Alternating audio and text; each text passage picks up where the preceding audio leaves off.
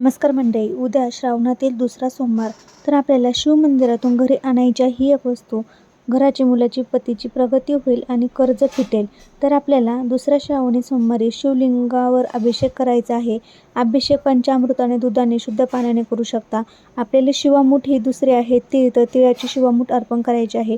शिवामूठ वाहताना 3 वेळेस एक मंत्र म्हणायचा आहे. शिवा शिवा महादेवा, ईश्वरा परमेश्वरा, माझी इच्छा पूर्ण कर देवा, असं म्हणायचं आहे.